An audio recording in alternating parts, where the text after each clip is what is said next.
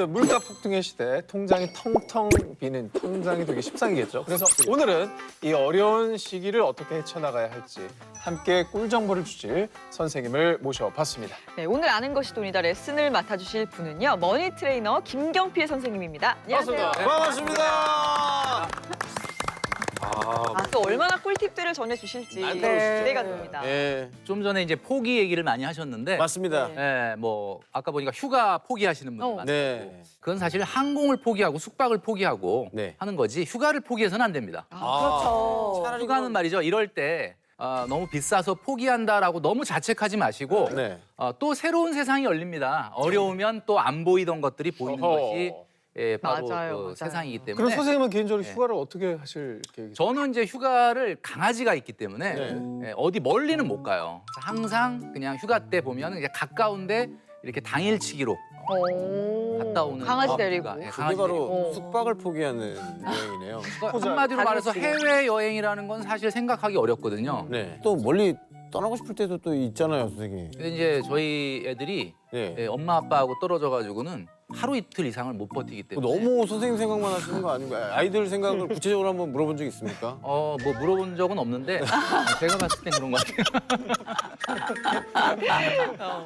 모든 것에는 다 방법이 있습니다. 그래요. 선생님처럼. 다 방법이 있습니다. 자, 근데 사실 웃음이 싹 사라져요, 요즘에. 이거 맞습니다. 근데 맞아요. 너무 선생님 갑자기 오른 거 아니에요? 네. 정말 역대급이라는 표현이 정말 딱 들어맞을 정도로 갑자기 인플레이션이 생겼는데 자, 이 인플레이션이 뭔지에 대해서 조금 우리가 정확하게 좀 짚고 넘어가야 될 것 같아요. 네. 자, 인플레이션이라는 것은 화폐 가치의 하락으로 전반적이고 그리고 지속적으로 물가가 상승하는 경제 현상을 말하는 거거든요. 그러니까 우리가 이제 뭐 익히 들어서 많이 알고 있는데 지금 미국 같은 경우는 5월 물가 지수가 8.6%, 그다음에 많이 유럽은 났더라고요. 7.5%. 우리나라도요. 우리나라도 2008년 금융위기 이후에 14년 만에 최고치를 기록했는데 바로 5.4% 정도를 기록을 했습니다. 와. 이게 근데 진짜 큰 차이거든요. 지금 난리 났다. 아니 어쩐지 마트 가도 네. 너무 비싸니까 맞아요. 뭐 조금만 사도 10만 원 이상이 맞아요. 넘어가더라고요. 이렇게 그 정량제 봉투 이제 사오잖아요, 사람들이. 그거 하면 진짜 몇 개 없어요. 맞아요. 이렇게 미친 듯이 정말 물가가 오르는 게 아무래도 이제 국제적인 일이다 보니까 이게 러시아와 우크라이나 간 전쟁의 영향이 있지 않을까 네, 그렇게들 많이 맞습니다. 얘기하시더라고요. 우리가 이제 그 지금의 인플레이션 현상을 한 3가지 정도로 볼 수 있는데 우리가 좀 전에 상진 씨가 얘기하셨던 우크라이나 전쟁. 이 전쟁으로 인해서 이제 세계의 어떤 공급망이 좀 붕괴가 되다 보니까 네. 에너지 이 가격 그리고 또 원자재 가격이 폭등을 하고 네. 이 폭등한 것이 결국 생산자 물가를 자극을 해서 결국 생산자 물가는 시차를 두고 소비자 물가를 자극할 수밖에 없습니다. 사실은 더 근본적인 이유라고 볼 수가 있는데 이것은 2008년 이후에 오랫동안 전 세계의 주요 국가들이 거의 마이너스에 가까운 금리를 지속해 왔거든요. 미국 같은 경우는 10년 넘게 거의 0.25% 이하의 네. 금리. 그리고 우리나라도 2016년 이후부터 1%대 정말 말도 안 될 정도로 낮은 금리를 계속 유지하다 보니까 통화량이 폭발적으로 증가를 해서 지금 현재 부메랑 현상이다라고 볼 수가 있는 거죠. 거기에 이제 한 가지 더 덧붙인다면 미국이 이제 이 인플레이션을 좀 극복하기 위해서 지금 금리 인상을 굉장히 속도를 내고 있지 않습니까? 그렇더라고요. 그러니까 금리를 너무 빨리 올리니까 달러 가격이 너무 빨리 올라가는 거예요. 네. 달러 가치가 이렇게 상승하게 되면 저개발 국가, 그러니까 예를 들면 제조업이 좀 취약한 국가들 같은 경우는 달러로 생필품을 외국에서 사와야 되는데 그렇죠. 달러 가격이 너무 비싸지니까 물가가 올라가게 되고 이런 저개발 국가들이 주로 보면 원자재를 많이 만들어내는 나라다 보니까 이런 나라의 물가가 올라가면 그것을 수입해서 우리가 또 수출을 해야 되는 우리나라 같은 경우에는 당연히 소비자 물가가 올라갈 수밖에 없는 이런 것들이 복합적으로 좀 작용을 네. 하고 있는 것 같습니다. 한두 가지가 아닙니다. 좋습니다, 선생님. 뭐 인플레이션이 뭔지, 물가 상승의 원인이 뭔지 잘 알려주셨지만은 뭐 이게 어떤 건지 확 와닿지가 않는데 조금만 더 뭐 좀 구체적으로. 쉽게 설명해 네. 주십시오. 제가 재성 씨한테 한번 물어볼게요. 네. 치킨 자주 드시죠? 아, 저는 일주일에 2번, 많으면 2번, 적으면 한 번씩 먹습니다. 그죠. 치킨을 2만 원 주고 사 먹었는데 네. 어느 날부터 2만 1,000원을 주고 사 먹어야 한다면 2만 1,000원이나 2만 2천 원까지도 저는 그냥 괜찮아요. 먹어요. 오케이. 맞아요. 그러니까 지금 현재 4천원까지 우리나라가 소비자 물가 지수가 5월 달에 5.4%, 네. 인플레이션 5% 시대가 현실화됐는데 이 5%라는 인플레이션이 우리한테 주는 영향은 치킨을 2만 원짜리를 2만 1,000원에 사 먹어야 된다. 이건 별 느낌이 없을 수 있어요. 네. 그런데 이렇게 한번 생각해 보면 어떨까요? 네. 매달 받는 월급이 300인데 네. 하루아침에 월급이 285만 원이 된다면 그건 좀 선 넘는 거죠. 그래서 약간 상도덕이죠. 그거는 그거는 약간 봐봐 여러분 진짜 빈정상하는 거예요. 10만 원씩 매년 올려줘도 저희가 너무 그러니까. 작아요 하는 게 그렇죠. 뒤로 간다? 타격이 진짜 크죠. 자, 이거는 이거는 그 출연료가 깎인다는 게 실제 출연료가 깎이는 게 아니라 만약에 300만 원을 받았는데 네. 300으로 살 수 있는 그 구매력이 인플레이션 때문에 적어지는 거니까. 사실은 똑같이 월급을 주더라도 월급이 깎이는 효과가 발생을 한다. 아. 그게 인플레이션. 그러니까 월급은 아. 같은데 내가 살 수 있는 건 훨씬 그렇죠. 줄어드는 거잖아요. 아, 이제- 쉽게 얘기해서 100만 원 주고 사던 물건을 네. 105만 원을 줘야 사는 거니까 그렇죠. 그런 이제 효과가 확 나타난다. 어, 이게 아. 생필품일 경우에는 지속적으로 빠져나가는 거잖아요. 그러니까. 이제. 아, 그렇죠. 그럼 이제 확 와닿죠. 네. 혈압도 그렇다면 저희가 오늘 이러한 물가 폭등 상황을 극복할 수 있는 방법을 알려주실 수 있는 건가요? 네, 그래서 오늘 제가 준비한 내용은 바로 이겁니다. 물가 폭등 시대. 네. 정신 똑바로 차려야 살아납니다. 오, 자, 우리 복창 한번 하실까요? 네. 물가 폭등의 시대. 정신 똑바로 차려야 살아난다. 주식 얘기할 때는 차라리 희망이라도 있었지. 정신을 똑바로 차려. 생존의 문제예요 지금. 너무 슬픕니다, 선생님. 이렇게 외쳐야 될 만큼 지금 상황이 엄중한 맞아요. 거예요. 이제 네. 지금 좀 약간 심각한 거죠. 근데 어떤 방향으로 정신 차려야 돼요? 소비를 우리가 뭐 줄인다 이러면 굉장히 거부감이 있는데 우리가 핵심적인 건 뭐냐면 적은 돈으로도 과거와 똑같은 만족을 할 수 있는 소비를 해야 된다. 라는 거죠. 쉽지가 않을 텐데. 그러니까요. 혹시 혜정 씨 같은 경우 소비가 네. 늘어나면 네. 행복도 늘어날까요? 만약에 제가 너무 원해서 사고 싶었던 거를 사면 행복감이 좀 늘어나겠죠? 그렇죠. 예. 네. 그러니까 우리가 보통 보면 이게 경제학에서는 효용이라고 만족이라고 하는데 소비를 늘리면 당연히 전체 총 만족은 늘어납니다. 당연하겠죠. 네. 외식 5번 하는 집이 행복해요. 외식 1번 하는 집이 행복해요. 5번이 행복하죠. 아니, 5번이 행복하죠. 그래요? 네. 네, 5번이 행복하죠. 돈을 그럼 5배를 썼는데 행복 안 하면 안 되죠. 당연하죠. 큰일 나지. 큰일 나죠. 돈 없는 그런데 거지. 문제는 외식을 5번 하는 집 애들은 밥 먹을 때마다가 투정을 부립니다. 그쵸.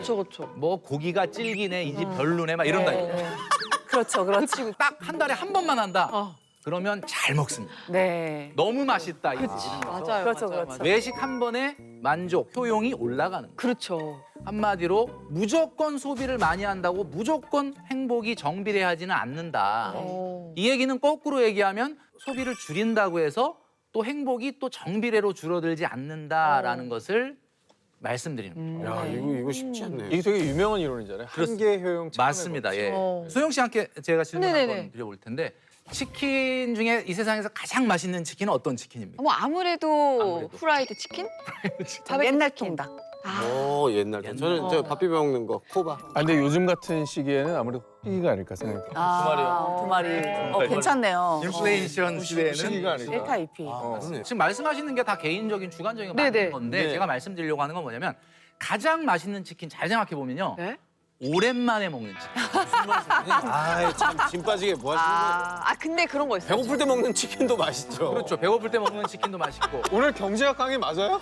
그래서 약간 자린고비 스토리인데 이거. 이게 그러니까 우리가 영수증을 보다 보면 나도 모르게 이렇게 좀 중복적인 소비 그리고 잦은 습관적인 소비가 숨어 있다라는 거죠. 우리가 이제 예를 들면 사과를 앉은 자리에서 3개를 먹는다고 한번 생각을 해보면 네. 당연히 첫 번째 사과가 제일 제일 맛있죠. 맛있죠. 그렇죠. 근데 두 번째 사과는 좀 왠지 맛이 좀 덜하고 세 번째 감동이 사과는 더하죠. 뭔가 먹는 게 괴롭다. 네. 약간 이럴 수도 있잖아요. 네. 그러니까 우리가 똑같은 돈을 쓰더라도 항상 첫 번째 사과와 같은 소비를 하는 그런 소비를 해야 된다라는 거죠. 이게 되게 만족도가 높은 소비를 하기 위해서 계속 노력해야 맞습니다. 되는 거죠. 만족도가 높은 소비를 하기 위해서 아까 이제 말씀드렸던 것이 이제 그 한계 효용 체감의 법칙이라는 거죠. 그걸 우리가 오늘 여러 사연들을 가지고 한번 배워보려고 하는 겁니다. 네. 그러니까 쓸데없이 습관적으로 중복적으로 지출하는 거를 조금 줄일 막아야 필요가 된다. 있다. 네. 모든 소비가 약간 처음 같은 기분이 들 수 있는. 맞아요. 자, 그러면 이제 첫 번째 돈 관리 네. 사연부터 한번 만나보도록 하죠. 네, 제가 사연을 읽어드리도록 하겠습니다. 네. 전문대학을 졸업하자마자 바로 취업을 해서 벌써 3년 차가 된 25세 임수연입니다. 저는 현재 프리랜서로 일을 하고 있어요. 네. 수입이 일정하지 않아서 돈을 모으는 게 참 힘이 듭니다. 멘토님께서 사회초년생은 5년 안에 1억을 모아야 한다고 하셨는데 평균 월급이 230만 원 정도가 됩니다. 이제 겨우 2천만 원을 모았습니다. 5년이 되려면 앞으로 2년밖에 남지 않았는데요. 저 같은 경우에 기간을 얼마나 설정하고 월급을 어떻게 설정해야 생활에 타격이 가지 않게 1억을 모을 수가 있을까요? 네. 와, 근데 진짜 정말 제 주변에 이런 상황인 분들이 참 많죠. 많은 것 같아요. 제가 이제 그 158만 원 5년 동안 모아라라고 했던 거는 네. 사실은 이제 소득의 평균 기준을 얘기하면서 얘기했던 거라 이분한테는 사실 조금 버거울 수는 있겠죠. 네. 전 잘한 것 같은데요. 사회 초년생이기도 하고 하고 싶은 것도 너무 많을 텐데 맞아요. 잘 아끼고서 잘 모은 것 같아요. 그리고 게다가 이 들쭉날쭉한 네, 그 그 상황에서. 상황이었다는 거. 네. 본인의 월급에 비해서는 굉장히 잘 모은 그렇죠. 게 아니에요. 1년에 700 정도 저축하시는 네. 그래서 이제 제가 보니까 2천만 원이면 월 평균 55만 원을 모은 거예요. 네. 사람의 눈높이에 따라 다르긴 하겠지만 네. 대단하다라고 생각할 수 있는 부분도 있지만 그러니까 제가 얘기하는 거는 뭐 야단을 맞아야 될 만큼 못했다라는 네, 건 네, 아닌데 네. 이렇게 잘했다라고 막 칭찬할 정도는 아니다. 사실 이 프리랜서잖아요. 네. 네. 우리가 모든 재테크의 기본을 세 가지로 얘기하는데 첫 번째 아끼고 모으고 불리고입니다. 아끼고 모으고 불리고. 근데 이분은 앞에 하나 더 붙여야 돼. 잘 벌고. 잘 벌. 보소득. 잘 벌고 아끼고 모으고 불리고가 더 중요합니다. 수입을 무슨 늘려야 되는 얘기냐면 거구나. 이분이 가장 중요한 재테크는 자기의 소득이 확고해지고 성장하는 것이 가장 중요하다. 이게 가장 큰 재테크예요. 아, 이건 또 생각 못했네. 예. 가진 돈을 어떻게 잘 아낄 것만지만 그렇죠. 생각하기 때문에 이게 이제 버거운 거거든요. 맞아요. 네. 230이라고 하는 소득은 아까 얘기했던 것처럼 뭐 최고 맥시멈으로 해봐야 7, 80 이상 저축은 못하지 않습니까? 네. 그러니까 이거는 한계가 있는 거다. 그래서 이거 어떻게 할까? 자, 많은 우리 시청자분들께서도 고민이 있으실 거예요. 왜냐하면 프리랜서뿐만이 아니라 요즘은 직장인도 월급이 똑같이 안 나와요. 그렇지 않습니까? 네. 보너스가 있으니까 맨날 들쑥날쑥. 맞아. 자, 이런 경우에 우리가 꼭 가지고 있어야 될 통장이 바로 저수지 통장이라는 거예요. 저수지? 처음 들어보는 통장이에요. 저수지 통장. 저수지라는 게 결국 이거 아닙니까?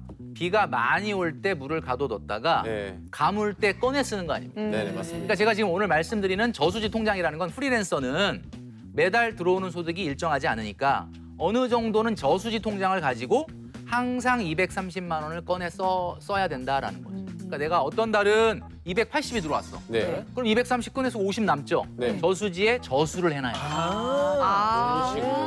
잘라놔야 되는 거. 잘라놔. 그리고 200만 원이 들어왔어 어떤 달은. 230을 써야 되는데 모자라죠. 그럼 저수지에서 30만 원 꺼냈어. 어머, 와 이럴 수가 있구나. 요렇게 이제 해야 된다는 거죠. 저수지가 말라 있으면요? 그러니까 저수지가 말라 있으면 안 되죠. 그러니까 어느 정도의 마중물은 좀 필요할 것 같아요. 그래서 이분 같은 경우는 저수지 통장을 만들어서 매달 230만 원을 꺼내 쓰는 시스템을 만들고 그다음에 적금을 이렇게 하시는 게 좋을 것 같아요.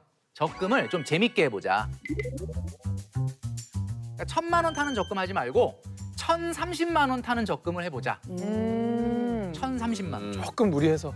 얼마냐면 85만 원 저축하면 1,030만 원이 나오는데 왜 1,030만 원이냐면 만기까지 딱 1,030만 원을 찾을 때 네. 1년 동안 고생한 본인에게 30만 원의 리워드를 하는 거죠. 와. 선물 내가 나에게 주는 선물. 30만 원 뭐 하실 것 같아요? 1년 동안 내가 고생한 딱 1,000만 원 만들었어. 네, 네. 다시 집어낼래요. 오, 100점, 100점.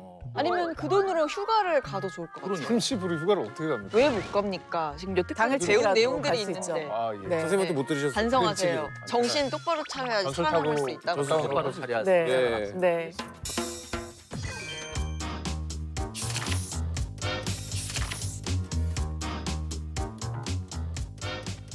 다음 사연 만나보겠습니다. 결혼 3년 차 무역회사에 다니고 있는 39살 노태균입니다. 결혼하면서 작은 집을 마련하느라 모아둔 돈을 다 쓰고 지난 3년 대출빚을 모두 갚느라 계속 통장을 유지 중입니다. 최근 이직하면서 10년 동안 근무하던 곳에서 퇴직금 3천만 원을 받아 목돈이 생겼습니다. 올해 10월에 첫 아이가 태어날 예정이라 이 돈을 잘 불려보고 싶은데요. 오랜만에 생긴 이 목돈 똑똑하게 불리는 방법 무엇이 있을까요? 입니다. 그러니까 이분은 정말 대단하다는 게 네. 벌써 3년 결혼 3년 차인데 네. 대출을 다 갚으시고 내 집 마련을 성공하셨잖아요. 네. 혜정 씨가 보시기엔 이분 어떤 것 같습니까? 엄청 대단하시죠. 대단하죠. 대출해서 빚을 다 갚으셨잖아요. 그러니까. 다 자기 집도 생기셨고. 네. 맞아요. 자, 그런데 저는 이렇게 말씀드리고 싶어요. 이분이 굉장히 착각하고 있는 게 하나 있다. 왜? 왜요? 왜요? 자, 뭐냐면 대출을 너무 빨리 상환했다라는 거죠. 대출을 이렇게 빨리 상환하면 안 됩니다. 왜 빨리 상환하면 안 되죠? 자, 대한민국에서는 가장 안정적이고 인플레이션을 장기적으로 해지할 수 있는 자산이 주택입니다. 여러분 다 아시겠지만. 자, 이런 장기적인 우리가 흔히 얘기하는 그 레버리지 효과라고 하죠. 네. 인플레이션을 해지할 수 있는 자산인 주택에 너무 빨리 대출을 갚아버리게 되면 네. 문제가 발생할 수 있습니다. 뭐냐면 사실 지금 대출이 없다는 거는 대출을 좀 더 받았으면 더 좋은 집을 살 수 있었다는 얘기고 결국은 궁극적으로 그런 엄청난 미래 기회 비용을 발로 차버린 꼴이 된다. 우와. 근데 대출 받으면 또 이자도 내야 되고 그게 다 금리가 빚이잖아요. 맞아요. 많은 분들이 이제 빚을 싫어하고 무조건 대출은 나쁜 것이다 이렇게 얘기하시는데 대출도 크게 두 가지로 나뉠 수 있습니다. 일명 착한 대출과 나쁜 대출. 자, 착한 대출은 뭐냐? 그냥 쉽게 이렇게 생각하시면 될 것 같아요. 빌린 돈이 네. 나의 미래의 자산 증식에 도움이 되면은 착한 빚. 그러면 뭐 집 살 때 그렇죠. 가면 네. 제 돈이 되는 거죠. 네네. 주식도 빌려서 했는데 그게 막 오르면. 정말 오르면 그것은 좋은 대출이 되는 거예요. 근데 이제 했는데 막 말아 먹으면은 이제 빚이 되는 거죠. 나쁜 지금 나쁜 대출. 특히 대한민국에서 이 주택이라고 하는 것은 단기적으로는 몰라도 장기적으로는 가장 인플레이션에 강한 자산이기 때문에 좀 더 사실 나이가 이제 39세 신혼이라면 네. 대출을 조금 더 안고 좀 더 상위 입지에 사서 좀 더 대출을 오래 갚아라 라고 저는 말씀드리고 싶어요. 3천만 원 목돈을 어떻게 굴리면 좋을까라는 답도 주택이 이분이 목표가 완전히 끝난 게 아니기 때문에 주택을 더 올리는 쪽의 시드머니로 사용하는 것이 좋을 것 같다. 이렇게 말씀드릴 수 있을 것 같습니다. 오, 와, 좋은 꿀팁이다. 네. 네. 자, 현재 뭐 집도 있으시고 3천만 원의 여유 자금도 있는 상태신 거니까 천천히 좀 잘 생각해서 신중히 판단을 하셔서 네. 더 좋은 방향으로 관리를 잘하면 네. 참 좋을 것 같습니다. 네.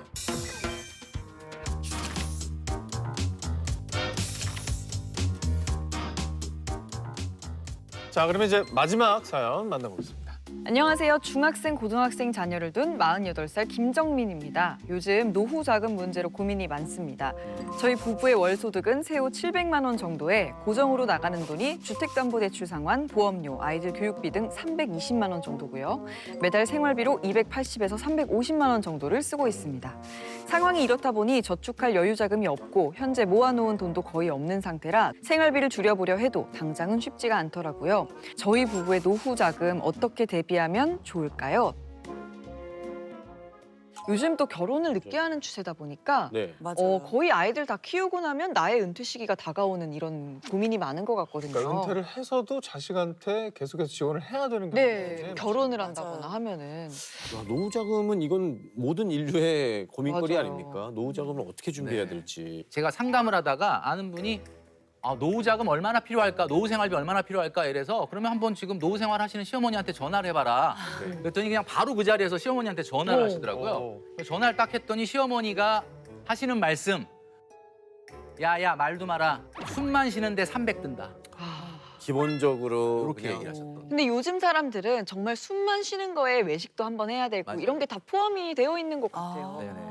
또 할 건 해야지. 그러니까. 행복을 위해 그렇죠. 사는 건데. 근데 은퇴하면 그 300이 나오지 맞아요. 않으니까. 자, 그래서 오늘 우리가 이 문제는 이분의 고민인과 동시에 여기 있는 모든 분들, 시청하시는 모든 분들의 고민인데 대한민국의 고민입니다. 그죠? 자, 이걸 한번 이렇게 생각해 볼게요. 이분이 노후 자금 어떻게 만들까요? 라는 질문인데 요 말을 이렇게 바꿔볼게요. 노후 소득 어떻게 만들까요? 이렇게 한번 바꿔보겠습니다. 노후 소득. 그럼 은퇴를 안 자, 한다는 거. 노후 자금과 노후 소득 느낌이 좀 다르죠? 네. 예. 노후 소득은 왠지 노후에서도 계속 일을 해야 될 것 같은 아니, 느낌인데요. 뭐 꼭 그런 건 아니. 자꾸 노후 자금을 말이죠. 네. 네. 이렇게 목돈, 자산으로 자꾸 생각하는 경향이 있는데 이렇게 되면 사실 안 된다. 노후라는 것은 매달 통장에 내가 회사를 나가지 않더라도 정확하게 내 생활비가 꽂혀야 되는 거기 때문에 현실은 노후 소득입니다. 그러니까 매달 똑같은 돈이 찍혀야 된다는 거예요. 노후 자금이라면 좀 큰 목돈을 얘기하는 것 같고 노소득이라고 하면 그 조금씩. 선생님이 얘기해 주신 그 현금 흐름? 맞아, 현금 흐름. 매달 조금씩 나오게 만든 그 구조? 맞습니다. 네. 요걸 얘기하시는 자, 거예요. 이거를 놓고 고민을 하시면 문제가 조금 더 현실적으로 다가오면서 예. 해결할 수 있는 방법들이 떠오르게 될 텐데 이게 뭐냐면 개를 들어야 되나? 개요? 걔를 그럼 막 20년 짜 개모임. 그 앞번호 뽑으면 좋고. 네. 그러니까 한마디로 말해서 노후의 소득을 해결하기 위해서는 말이죠. 완전한 은퇴를 하지 않겠다라고 마음 먹는 게 제일 중요합니다. 네. 그러니까 여기서 많은 분들이 그래요. 아니 그럼 내가 빨리 하루라도 일해서 좀 벗어나고 싶은데 이건 은퇴를 못 한다 그러면 얼마나 괴롭냐 이렇게 얘기하시는데 제가 얘기하는 건 뭐냐? 세미 은퇴를 해라. 그러니까 세미 은퇴가 뭐냐면 노후 생활과 적절한 사회 활동, 경제 활동을 병행하는 거예요. 그래서 이거를 준비를 하셔야 되는데 취미와 관련해서 어떤 자격증을 따거나 경력을 쌓아서 뭐 그 일을 좀 하겠다. 물론 본인이 현직에 있을 때보다 높은 소득은 불가능합니다. 그렇지만 어느 정도의 경제 생활을 하면서 소득을 올릴 수 있다 그러면 노후 생활비도 줄어들게 된다는 거예요. 제가 여러분들한테 지금 미리 말씀드리는 이유는 은퇴 임박해가지고 안 되겠구나, 내가 일을 해야 되겠구나 라고 생각하시면 늦어요. 네. 지금 20, 30대, 30, 40대 때 미리 제2의 잡이 어떤 거를 선택을 해야 되는지를 준비를 하셔야 됩니다. 근데 여기서 말하는 제2의 잡은 막 생계형 경제 활동은 아닙니다. 뭔가 자아실현, 사회 참여, 행복하게 할 수 있는 일을 찾아야 된다라는. 파트타임이라도. 그렇죠. 네. 근데 많은 분들에게 꼭 말씀드리고 싶은 게 정말 서글프다. 정말 내가 70, 80까지 일해야 되나 이렇게 생각하실까 봐 제가 노파심에 말씀드리는데 네. 지금 60세에 은퇴하시고 연금 따박따박 받는 공무원 은퇴하시고 편안하게 노후 생활 하시는 분들한테 물어봤거든요. 네. 뭐가 가장 힘드신가요? 라고 물어봤더니 그분들이 첫 번째로 한 얘기가 일하고 싶다였어요. 저희 엄마가 딱 어. 지금. 그러니까 내가 필요로 하는 존재라는 걸 인식하는 것 자체가 되게 중요하다고 하더라고요. 네, 그래서 그런 준비를 같이 하시는 게 좀 완벽한 노후 생활을 준비하는 방법이다.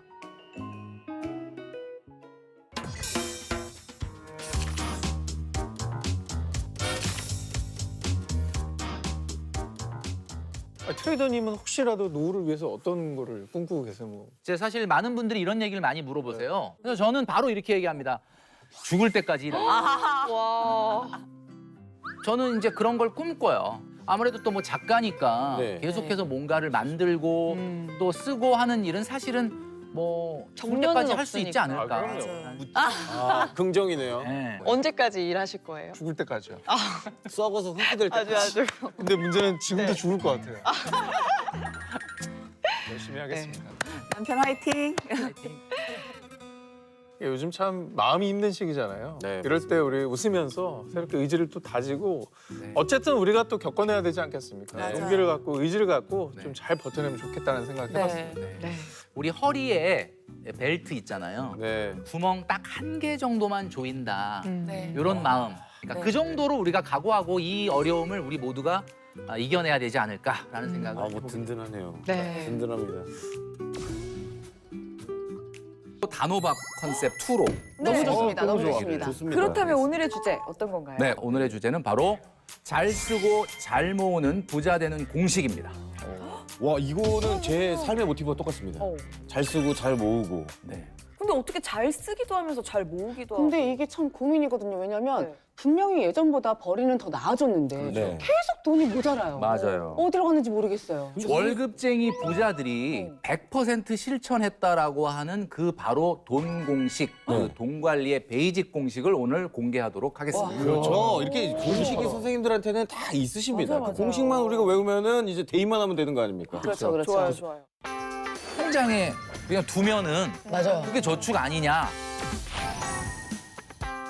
어디 뭐 소비 한번 줄여보려고 노력 안 해본 분 없잖아요. 돈을 안 쓰려면 진짜 신용카드를 없애야 되는 거 아니에요? 신용카드 없앤다고 안 쓰겠습니까? 돈 관리의 기본은 아끼고 모으고 불리고. 많은 분들이 여행 적금하잖아요. 사이판 가져. 그런 거는 저축이 아니라는 거예요. 걱정된다, 걱정돼. 여러분들이 저축을 할 때 타는 돈을 딱 떨어지고 내는 돈 지저분하게 내라. 소름 끼쳐. 제가 지난 시간에 말씀드렸지만 가장 중요한 것은 우선은 목돈을 만들어서 똘똘한 1주택을 만드는 것이 최고의 재테크다라는 말씀을 드렸을 것 같아요. 그래서 오늘은 그 시드머니, 목돈을 만들기 위해서 무엇이 가장 중요한지 네. 그 습관을 하나씩 말씀드리도록 하겠습니다. 어떤 것부터 시작해야 되나요? 그 목돈 만들기의 클래스, 네. 바로 저축입니다. 저축. 네. 기본인 거. 기본 중에 기본이죠. 저축은 누구나 다 하고 네. 있지 않나요? 우리 혜정 씨 제가 질문을 할게요. 네. 저축이라는 말 딱 들었을 때 당연히 누구나 하는 거 아니야 이렇게 생각하셨을 네, 텐데 네. 저축을 뭐라고 생각하세요? 나는 저축은 난 이런 거라고 생각한다. 알고 있는데 질문을 하시기가 되게 무서운데 아니 뭐 그냥 있는 돈을 있는 돈을 네 모아두는 거 아닐까요? 모아둔 어디다 모아둔? 뭐 은행이나 은행이나. 뭐 저금 금고? 뭐 적금 뭐 이런 그렇죠. 걸로 적금. 예, 맞습니다. 예. 혜정 씨께서 정확하게 얘기하셨는데 사실은 많은 분들이 저축을 그냥 내가 안 쓰고 통장에 그냥 두면은 맞아요. 그게 저축 아니냐라고 이야기하시는 분들이 많이 있거든요. 네. 그렇지가 않습니다. 정확하게 얘기하면 안 쓴다 그래서 그게 저축이 아니다라는 거예요. 제가 오늘 저축의 정의를 정확하게 말씀드리고 넘어가도록 하겠습니다. 네. 초등학교 때 배운 건데. 저축은요. 자산으로 가는 돈을 저축이라고 하는 겁니다. 부동산이 될 수도 있겠네요. 내 집에다가 투자하는 것도 저축이. 예를 들면 결혼 자금이나 주택 자금이나 또는 뭐 노후 자금이나 사업 자금을 모으기 위해서 하는 저축이라면 그게 저축으로 볼 수가 있는데 네. 여행을 가려고 또 친목계 이런 걸로 만든 것은 결국은 모아서 세게 한번 소비하겠다라는 쪽으로 가는 거니까 한번 크게 써보겠다. 네, 그건 내가 사고 저축이 싶은 아니에요. 뭐 이어폰 이런 거 사려고 뭐 한 5만 원씩 몇 달 모으고 이런 거는 저축이 아니다. 저축이 아니고 연기된 소비다. 연기된 소비. 뭐 전문 용어로 총알장전이라고 하죠. 한번 세게 갈기자. 네. 위스키 면세점에서 세게 하는 연사로 쫙 이렇게 예. 하려고. 제대로 갈겨야지. 연기된 소비. 돈 관리에 있어서 이런 말이 있어요. 우리가 그 사법제도에 보면 무죄 추정의 법칙이라고 있죠. 예. 증거가 확실하게 나오기 전까지는 무죄로 본다. 네. 돈 관리에서는 소비 추정의 법칙이라는 게 있어요. 영수증이 나오기 전까지는. 소비 추정의 법칙은 뭐냐? 확실하게 저축을 하지 않은 거는 다 쓴 걸로 본다. 자산화가 안 되면 그건 언제든 쓰게 돼 있다. 언제든 쓰게 됩니다. 여러분 통장에 남아도는 돈 그거 저축되든가요? 절대 그렇지 않습니다. 스물스물스물 네, 조금씩 없어집니다. 녹아 죽어요, 선생님. 네, 그래서 결국은 안 쓴 게 저축이 아니고 저축 안 한 게 다 소비다 이렇게 보시면 돼요. 우리는 똑같은 느낌이지만 예. 반대로 얘기하자면 저는 예를 들어 타이트하게 한 달 제가 얼마 쓰는지 아니까 그 금액만 빼고 다른 걸 다 저축을 했어요. 그랬더니 딱 한 달 내가 쓸 용돈만 갖고 있으니까 허리띠를 졸라매게 되더라고요. 안 쓰게 돼요. 그런 게 있더라고요. 현명하게 사셨네요, 계속. 근데 왜 돈이 안 모이죠? 어떻게 된 거예요? 그러면 남편분 핸드폰을 좀 빌려주시고 영문이 깔려 있으면 아 그래요? 하나. 지금부터 네. 돈 관리 베이직 공식의 그 첫 번째 공식을 말씀드립니다. 이게 이제부터 여러분 이 공식 외워야 됩니다. 자, 목돈의 공식입니다. 네. 목돈의 공식. 자, 목돈이 아닌 푼돈을 자꾸 만드는 분들이 너무 많아요. 네. 예를 들면 이런 거죠. 사람들은 말이죠. 자신의 월급의 3배 이상의 돈만을 목돈으로 인식합니다. 심리적으로. 심리적으로. 내 월급의 3배. 그래서 한번 제가 질문해 보겠습니다. 상진 씨께 질문해 보겠는데 네네. 한 200만 원 정도 지금 돈이 생겼다고 한번 생각해 볼게요. 갑자기요? 네, 갑자기. 200만 원 딱 생겼어요. 뭐 하실래요? 피규어지 뭐. 갑자기 꽁돈 생겼는데요? 피규어, 자전거. 좀 미래를 위해 투자를 하고 싶은데.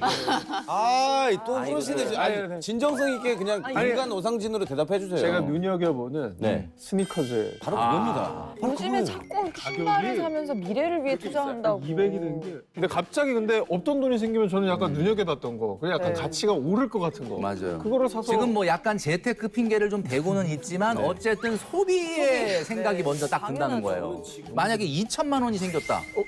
그럼 어떻게 하실 겁니까? 2천만 원은 다르죠. 2천만 원 다르죠. 무슨 생각이 번뜩 드세요? 일단 아내한테 줘야겠다. 돈이 생겼다는 걸 이실직고를 일단 하고. 이것도 좀 나중에 진정성 걸리기 없는 것 같은데. 주인한테 보고를 하고 네, 일단 주인한테 1,800을 벌었다고 뻥을 친 다음에 200을 다시 스니커즈로. 바로 여보 난 1,800이 생겼어. 바로 이거예요. 기승전 스니커즈네. 당연한 거 아닙니까, 선생님? 요즘에 핫해요. 선생님 잘 모르시나 봐요. 선생님, 내가 2천만 원 알려드릴게요. 벌었는데 자기한테 주는 선물 하나 정도는 있어야죠. 목돈의 공식이 바로 이겁니다. 그래서 여러분들이 저축을 할 때 10만 원, 20만 원, 30만 원짜리 저축하시는 분들 너무 많거든요. 네. 10만 원, 20만 원, 30만 원짜리 저축을 하면 얼마 나와요? 1년 후에? 120, 240, 360. 물론 뭐 몇만 원 정도 이자는 붙겠지만 네. 요 정도 돈이 나온다는 거야. 아까 오상진 씨가 바로 소비를 생각했던 금액. 그 금액만 맨날 만기로 타는 거야. 그럼 딱 쓰게 되겠네. 계속 쓰게 되겠다. 이 돈을 모았나 훌륭해. 저도 20만 원짜리 해놨는데. 사이판 가자.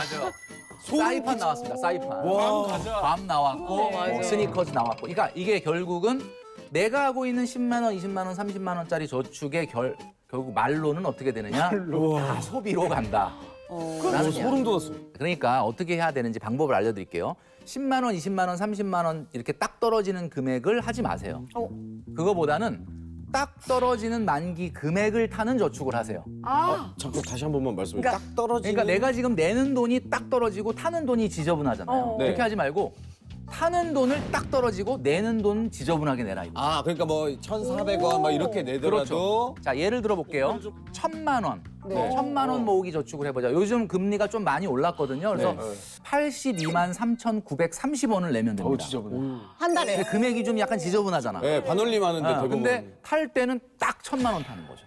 괜찮다. 그냥 목돈으로 확 느껴지네요. 아, 근데 1,000만 원을 딱 타서 그거를 부서뜨리기가 조금 그렇지 않습니까? 예, 예, 예. 아까- 1,000만 원 정도면 일단 암호로 허투루 쓰기가 좀. 네. 그리고 한 가지 더 말씀드리자면 스스로 열심히 돈 모으는 나 내가 응원하겠다 해서 그 스니커즈를 본인한테 선물을. 예, 본인한테 선물 맞아요. 너무 좋다. 본인한테 선물 쿠폰이 들어있는 적금을 하세요. 그런 거 뭐예요? 스스로가 만드는 거죠. 1,000만 원짜리 적금을 하는데 1,020을 타게 세팅을 하는 거예요. 1,020을 타게 세팅을 하는 거예요. 아, 그래서 아시겠어요? 네, 이제 알겠습니다. 선생님, 두 마리 토끼를 다 잡으셨군요. 근데 하여튼 1,000만 원이 아닌 1,020만 원을 타는 적금을 해서 딱 타면 1,020만 원 중에 1,000만 원은 재투자를 아까 상진 씨 말씀하신 것처럼 하고 20만 원은 한우를 사 먹어라. 그러면은 기분도 네. 좋고. 1년 동안 자기 고생한 나한테 보상을 하는 거지. 칭찬은 받아야 200만 원 스니커즈 사려면 1억 넣어야 잘해봐요. 1억 모아야 200만 원 돼. 리워드 아니면 받을 수 근데 결국 그 리워드를 받기 위해 난 1억을 모아야 되겠다는 목표가 생긴 거죠. 그렇죠. 이게 중요한 거지. 이런 목표가 있어야 그래서 되는데. 1,020만 원 하려면 84만 원 적금하면 돼요. 그러니까 그게 심리적으로 목돈이라고 하는 사람이 약간 허투루 안 쓰게 되고 맞아요. 좀 지키려는 어떤 본능이 발동된다. 맞아. 너무 깔끔하다.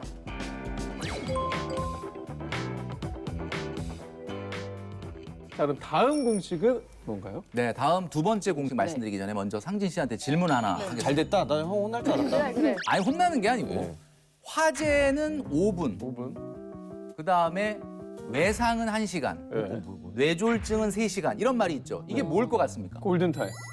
역시. 쉬운 문제 내셨어. 아, 우린 진짜 어려운 문제 내시고. 아니 그러면 얼마나 해야 제일 좋은 저축이 될까 뭐 이런 질문. 뭐 그런 걸 수도 있는데 네. 저축을 할 수 있는 그 때가 있다. 그 시간 지나면 더 이상 저축을 하고 싶어도 못한다 이런 개념이거든요. 저축의 골든타임이 인생에 몇 년 정도나 될 것이냐. 몇 년 정도 될 것 같습니다. 저는 한 20년? 20년? 사회에 딱 진출하고 돈 벌기 시작해서 한 5년? 그거보단 조금 깁니다. 제가 답을 말씀드릴게요. 저축의 골든타임은 바로 15년입니다. 15년. 네. 몇 살부터 몇 살이에요? 자, 개인마다 좀 차이는 있겠지만 네. 기본적으로 결혼한 사람들을 기준으로 네. 결혼하고 15년 지나면 아무리 돈을 많이 벌어도 저축을 단 한 푼도 못 한다. 왜요? 라는 얘기죠. 15년 뒤에 무슨 일이 15년 뒤에는 몇 살이죠? 결혼하고 15년 지나면 집에 1m 한 70 정도 되는 애들이 왔다 갔다 하거든요. 컸구나, 애들이. 중고등학생 네. 아이. 그러니까 아이들이 중고등학교 들어가기 시작을 하면은 네. 아무리 돈을 많이 벌어도 저축을 하기는 좀 쉽지가 않다. 비용이 너무 많이 네. 나서. 근데 15년이 생각보다 뭐 길지가 않은데. 그렇죠. 이런 말씀 드리면 또 많은 분들이 그래요. 내가 그래서 결혼 안 하려고 그런다. 결혼해도 애 안 낳으려고 한다라고 하는데. 이해가 돼요, 선생님. 네, 근데 이게 참 아이러니하게도 네. 결혼을 안 하거나 결혼을 해서 아이를 안 낳은 사람도 역시 15년 지나면 저축을 못 합니다. 뭐야, 똑같잖아. 왜요? 왜 아이가 똑같아요, 없는데 똑같아요. 왜요? 여러분, 실질적으로 아이를 낳아서 아이를 키운다는 거는 네. 아이한테 들어가는 돈, 아이한테 쏟아붓는 시간이 거기에 같이 들어가는 거예요. 네. 근데 만약에 아이를 안 낳았다. 네. 그러면 남는 시간을 뭐 하느냐? 네. 가만히 집에 있겠습니까?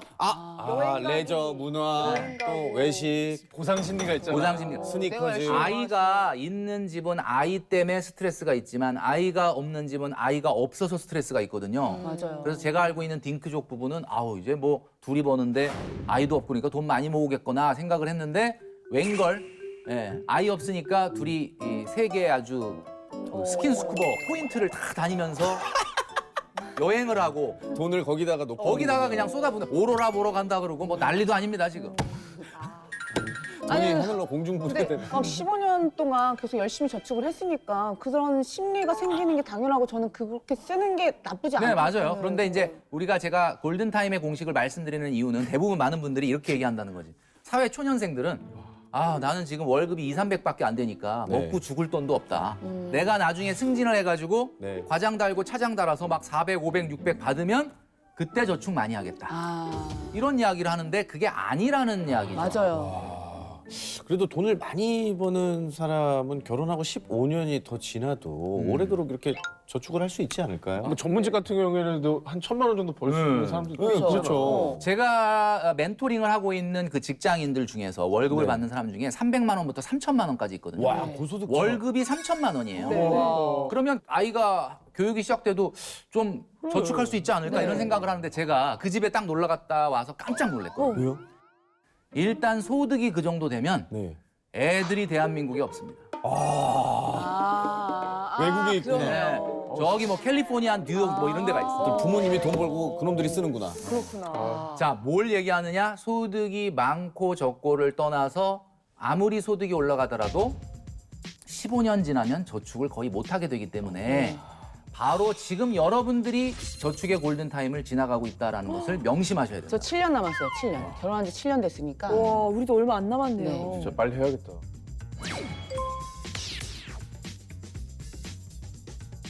네, 저축에도 골든타임이 있다. 저희가 계속 흥미로운 돈 관리 공식을 배우고 있는데요. 다음 공식도 알려주세요. 네, 세 번째 공식을 알려드릴게요. 4가지 예산의 공식입니다. 그러니까 예산. 네 가지 예산. 예산. 예산. 뭐 우리 주부님들 같은 경우는 한 달 생활비 예산이 있을 거고 뭐 직장인들은 한 달 용돈이 있을 텐데 한 달에 예산이 얼마냐 이렇게 물어보면 답변을 바로 못해. 그러네. 그리고 뭐 이렇게 생각을 하다가 이럽니다.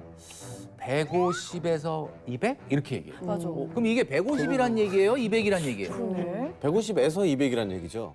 그런 얘기일 수도 네. 있는데 그 중간에 사실은 그러니까 매번 다르다는 거죠. 사실은 이거죠. 150을 쓰고 싶은데 자꾸 200을 쓴다. 맞아. 정답이었어.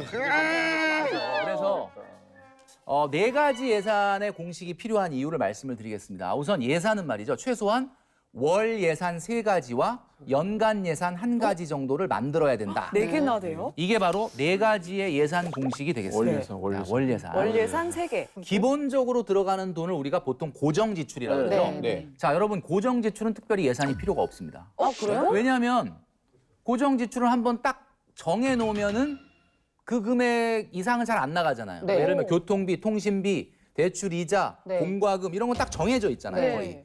그러니까 이거는 사실은 예산으로 묶어서 이렇게 관리하는 거 할 필요는 없는 거고 처음에 정할 때 잘 정해야 되는 거죠. 네. 근데 제가 말씀드리는 거는 변동 지출 예산을 얘기하는 거예요. 근데 오히려 변동비는 예산이 없는 것 같아요. 변동 지출이 예산이 없죠. 네, 왜 네. 변동 지출 예산이 없냐? 변동 지출은 여러분들한테 꼭 말씀드리고 싶은데 방송을 보시는 많은 분들 꼭 한번 해보시길 바랍니다. 신용카드 영수증 네. 네. 6개월치를 다 출력해 보세요. 6개월. 6개월 다 뽑아서 색깔을 칠하는 거야. 일단은 외식비, 네. 쇼핑 유흥비, 네. 문화 레저비 이 3가지를 한번 색깔을 칠해 보는 겁니다. 네. 이거 해보면 진짜 재밌습니다. 혜정 씨 꼭 한번 해보십시오. 네. 해보면 뭐가 재밌느냐? 추억도다. 추억이요. 맞아. 나 거기서 그날 내가 그때 거기서 뭐 거기서 이걸 먹었었어 이러면서 맞아. 추억여행. 추억 여행이에요. 그때 누구랑 갔었더라? 누구랑 갔었더라 이렇게 생각나기도 하고. 그리고 이제 중요한 건 뭐 이제 영수증 6개월치를 놓고 쭉 색깔 칠해가면서 한 달에 난 평균 얼마를 먹고 얼마를 어디에 쓰는지를 대충 파악을 했으면 내가 생각할 때 적절한 예산을 거기서 짤 수가 있다는 거예요. 그래서 짜서 그거를 만들어야 되는데 좀 더 예산을 세부적으로 나누면 더 좋습니다. 이게 바로 월 4가지의 예산 예산 3가지. 공식이 되겠습니다. 자, 그래서 제가 오늘 제 개인적인 예산을 한번 보여드릴. 요거 얘기하면 좀 창피하긴 한데 선생님, 이런 제가 게 대단하신 겁니다. 판례를 준비해 왔거든요. 선생님, 이런 개인의 그런 대박, 비밀스러운 대박. 시크릿한 그래, 것들을 뭘 얼마나 이게- 쓰시는지 너무 궁금하다. 대박. 그렇죠. 자, 여기 보시면 자 이렇게 나눠놨죠? 네? 네, 한 보시면 달이에요? 한 달에 한 달입니다. 한 달. 진짜 한 달. 세부적이야. 머니 트레이더인데 75를 쓰세요? 네. 자, 세부적이야. 일단 외식비, 쇼핑, 유흥비, 문화생활비로 나눠져 있죠. 이렇게 외식비 35만 원이 중요한 게 아니야. 그 안에 세부적으로 보면 배달 예산 10만 원. 와, 치킨 예산, 치킨 예산. 여기 보면 쇼핑 유흥비 예산안엔 올리브땡 예산이 제가 따로 진짜 있는데 신기하다. 자주 가거든요. 그래서 네. 그다음에 기타 쇼핑 예산이 있고, 자 문화 레저비 안에는 별다방 예산이 있습니다. 네. 사람도 만나고 하시니까. 예산을 쓰다 보면 많은 분들이 하는 얘기가 너무 답답하지 않냐. 솔직히 말하면 저는 보고 약간 조금 너무 디테일하게 저렇게 짠하다. 이제 짜놓으니까 약간 숨막히는 느낌이 없지 않아 있긴 있습니다, 선생님. 근데 제가 아마 방송 보시는 분들도 똑같이 공감하실 거예요. 근데 제가 이거를 여러분들한테 진짜 말씀드릴게요. 저는 어떤 소비를 하더라도 소비 염려증이나 죄책감이 없는 완전한 경제적 자유를 누리고 있습니다. 내가 허락. 예산 안에서 예산 안에서 쓰니까. 아, 예산을 만들어 놓으면 경제적 자유가 뒷받침되는 예산을 한 1억을. 또 이 머리 쓰는 사람들 있다니까. 물론 돈은 없어. 그래서 지금 말씀드린 외식비, 쇼핑 유흥비, 문화생활비가 이 변동 지출의 기본이기 때문에 월 예산을 이렇게 나눠서 한번 사용을 해보셔라. 네. 본인하고 게임을 하듯이 그러니까 재밌습니다 이게. 김병필 트레이너님, 네, 월 예산을 저희가 뭐 이렇게 한다는 건 이제 알겠어요. 연 예산은 어떻게? 네, 연간 예산이라는 거, 이 연간 예산이 바로 계절 지출이라는 겁니다. 계절 지출. 계절 지출이 뭐냐? 매달 사용되는 금액은 아닌데 특정한 시즌에만 나가는 지출이 있어요. 아, 그럼 뭐 여름 겨울 아닌가요? 그게 뭐냐? 제가 4가지로 분류를 해놨는데 그게 뭐냐면 일단 명절, 아 명절 그렇죠. 그다음에 계절이 여행과 휴가, 네. 그다음에 이벤트, 그다음에 겨울 의복비. 아, 겨울의복은 비싸니까. 그래서 제가 요것도 좀 판례를 하나 준비했는데 네. 요것도 아니, 좀 창피한데. 진짜 지금 말씀하신 것들이 진짜 목돈이 나가는 종목들이에요. 네. 맞아요, 맞아요. 제가 1년간 이 계절 지출 예산을 설정한 겁니다. 오, 생각보다 진짜 세게 나가네. 네. 자, 요 4가지에 1년에 670만 원 정도가 나간다 라고 되어 있거든요. 어버이날은 잘 안 챙기시네요. 어버이날은 이벤트에 들어있죠. 이벤트. 아, 그건 또 어버이날이에요? 어버이날에 들어있죠. 아, 이게 진짜. 촘촘하게 계획이 있으시네요. 그러네. 그다음에 이벤트는 아까 말씀드렸던 것처럼 가족 생일.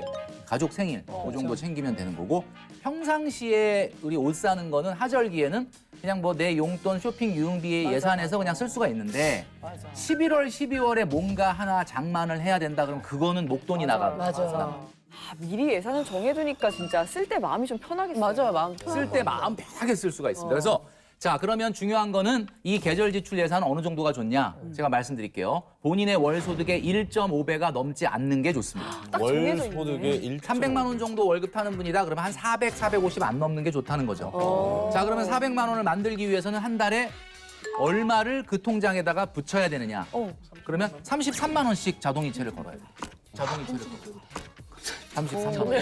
적어야 될 것 같아요. 여기 없네. 거는 내가 계절 지출 통장 400만 원을 쓰겠다라고 만들어 놓고 33만 원 자동이체로 끝나면 안 됩니다.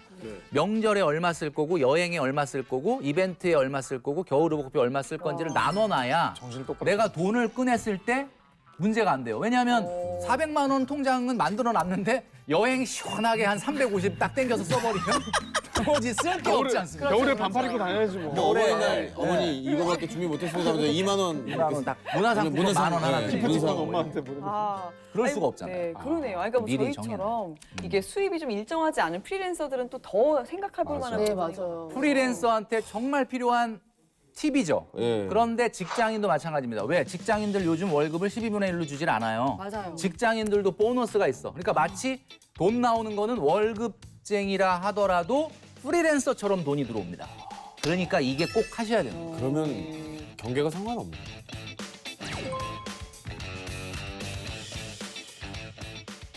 네, 저희 잘 쓰고 잘 모으는 돈 관리 공식 혹시 더 남아 있나요? 네, 네 번째 공식은 여기 더 지켜야 돼. 통장 정리의 공식이 되겠습니다. 통장 정리. 통장 정리. 요즘 여러분들 통장 통장 잘 몇 안- 개나 쓰세요, 우리 재성 씨는? 4개요. 4개. 네. 어디서 뭐를- 주워 들으신 건 또 있는 것 같아요. 왜요? 아니 그냥 저는 부자 되고 싶어서 부자 기분 느끼고 싶어서. 그냥 개수 많아 보이려고. 통장 네. 개수 많게. 약간 그걸로 시작했다가 뭐 예를 들어서 가스비가 나가야 되는 곳 이런 것들을 설정을 하다 보니까 이게 계좌가 다 틀려진 거예요. 다 달라진 거예요. 나도 이제 뭐 여러 군데 이제 받을 때인데 그쪽의 편의를 고려해서 뭐 통장을 만들어 놓은 게 그냥 이렇게 맞아요. 흐지부지. 어떤 의미를 없이 네, 목적 의미 없어요. 없이 그냥 여기저기 돈을 나눠놓고 이쪽에서 이쪽으로 옮겼다, 이쪽에서 이쪽으로 옮겼다. 뭐 네. 송금하는 거 뭐 무료라고 하면은 혼자 앉아서 속급 돈 관리 놀이를 해요. 속급 돈 관리. 뭐 이런 거 하시는 분들이 많아요. 심심하잖아. 제가 그래요. 오늘 순살인데 완전. 제가 그래요. 우선 통장이 4개 정도가 지금 말씀하신 대로 필요한데 첫 번째가 월급 통장입니다. 그렇죠. 있죠. 월급 통장 있죠? 네. 자, 네. 근데 이 월급 통장의 용도가 네. 많은 분들이 아주 만능 통장으로 사용을 여기서 하고 쌓여 있잖아요. 쌓여 있어. 항상. 통장 정리를 할 수가 없어. 워낙 들어오고 나가는 돈이 많아서 맞아. 복잡합니다. 네, 맞습니다. 자, 이렇게 하지 마시고 월급 통장의 용도는 말이죠. 네. 월급을 받는 용도 외에는 사용하시면 안 돼요. 그러면 그 월급 통장은 돈을 안 쌓아놓는 거죠? 쌓아놓으면 안 되죠. 항상 우리는 월급 통장은 통장이 돼야 된다. 계속 쌓아놔. 제일 많은 돈이 쌓여 있는데 보통. 아, 그렇게 되면 안 돼. 자, 그래서 월급을 받아서 그 월급을 이제 각종 통장으로 송금을 해주는 기능을 갖고 있는 컨트롤 타워다라고 보시면 돼요. 허브네 허브. 네, 허브 통장이죠. 되게 깔끔하겠다.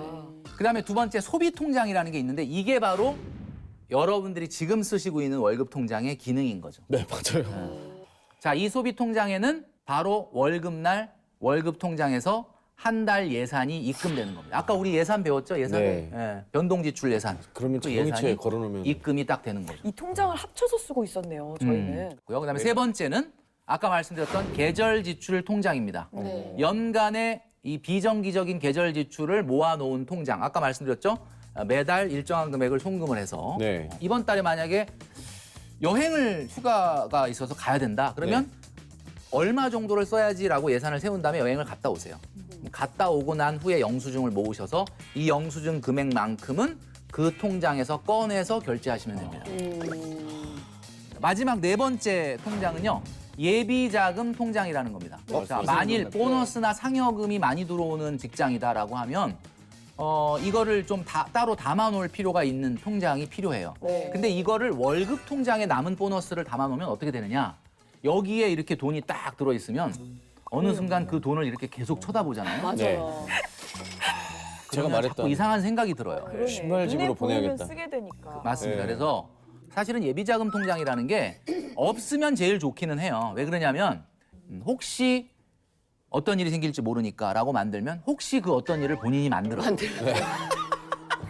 생각하지 말아라. 바라면 이루어진다. 바람에 이루어진다. 그렇죠. 그러니까 예비자금이라는 말 자체가 잘 보시면 예비자금 언젠가 예비 상황에서 쓰겠다는 거잖아. 맞아요. 그 예비 상황을 본인이 만들어 버린다니까요. 맞아요. 아, 본인한테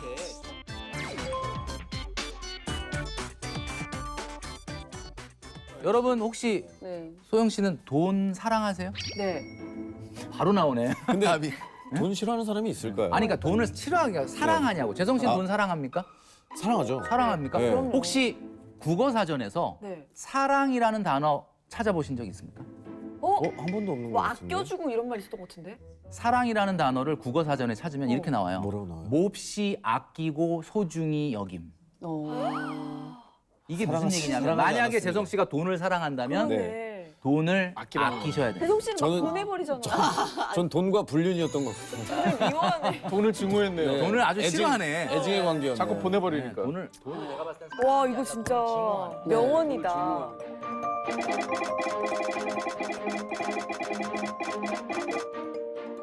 자, 오늘도 쉽고 정확하게 돈 관리 공식을 알려주셨습니다. 선생님, 오늘은 또 어떠셨나요? 네, 오늘 뭐 굉장히 열띤 토론과 함께 또 학습 효과가 또 바로바로 나타나니까 너무 기분이 좋았다라는 뜨겁네요. 네. 그런 시간이고 오늘 말씀드린 이 저축의 네. 기본적인 공식들만 실천하더라도 여러분들이 아마 한층 부자로 나가는 그 시간을 앞당기지 않을까 그런 생각을 한번 해보게 됩니다. 네, 고맙습니다.